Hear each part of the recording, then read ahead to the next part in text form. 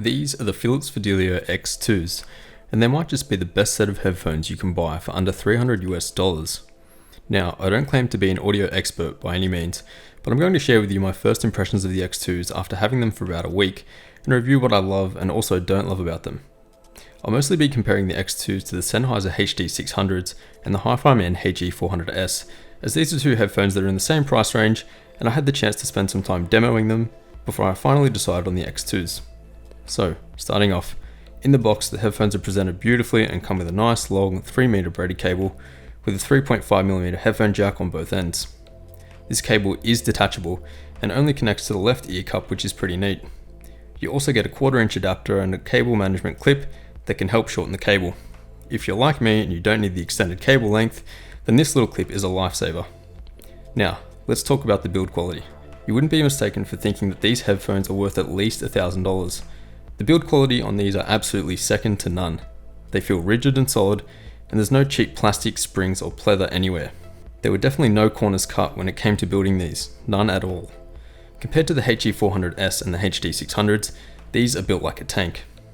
However, that level of build quality and lack of plastic comes with one of the biggest drawbacks of these headphones in my opinion, and that's the weight, but we'll come back to that in a moment.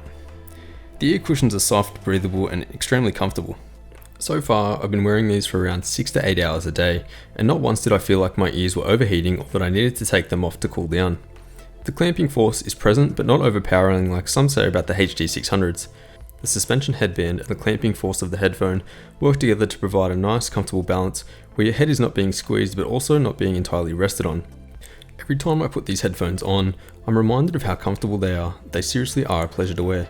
Now, let's talk about one of the drawbacks of the X2s, and that's the weight. The Fidelio X2s weigh in at 380 grams, which is almost 50% more than the Sennheiser HD600s, which are 260 grams. These are definitely a heavy set of cans, there's no two ways about it. And the main side effect of this is that you may get some neck fatigue or discomfort from these when you first start wearing them. Now, let's talk about how they sound. These headphones are perfect for gaming, hip hop, rap, EDM, and basically any music that emphasizes bass. The low end on the X2s are definitely its strong point, there's no doubting that. And this makes the headphone extremely fun to listen to. The deep, tight bass combined with the nice, wide soundstage makes for an extremely enjoyable listening experience for almost all genres of music. When gaming, gunshots sounded very present and I could almost feel them. The mids on the X2 are distinct and clear, and vocals are nice and detailed. However, they aren't as detailed as the HiFiMan HE400S or the Sennheiser HD600s, which I also demoed. And this is where the X2s lack a little.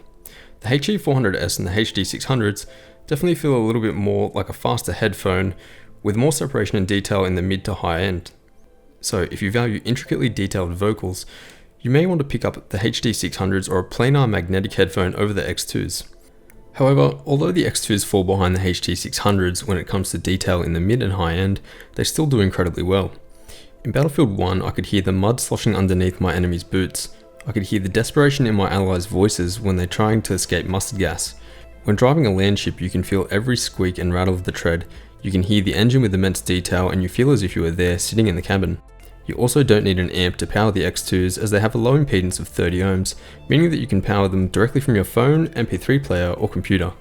This is extremely present for people like me who don't have an amp yet, but still want the best audio quality they can get, and honestly, a good quality amp will probably set you back more than you'll pay for these headphones. If you do have an amp however, you may find that you can squeeze a little bit more liveliness out of the X2s than without one, not that it needs it. The soundstage on these cans is wide and open, but still quite contained. There is a bit of sound leakage however, both in and out, so I wouldn't recommend wearing these outside in busy environments like in an office or in a train. These are definitely better suited to a quiet room, just like any other open back headphone. When listening to music you get a great sense of spatial awareness, and this is even more relevant when gaming. The exact position of footsteps has never been clearer, and if someone is stalking you, you'll hear them first. So, summing up, the Philips Fidelio X2s pretty much tick all the boxes on my list. The bass response from the 50mm drivers is very tight, and the mids and highs are clear and detailed enough for my use. The comfort is absolutely mind-blowing, and although they are quite heavy, I'd say I've gotten fairly used to them after the first few days to the point where I don't really notice it. So, thanks for watching. If this helped you out, then please leave a like or a comment, and don't forget to subscribe for more content in the future. Thanks again, and catch you in the next one.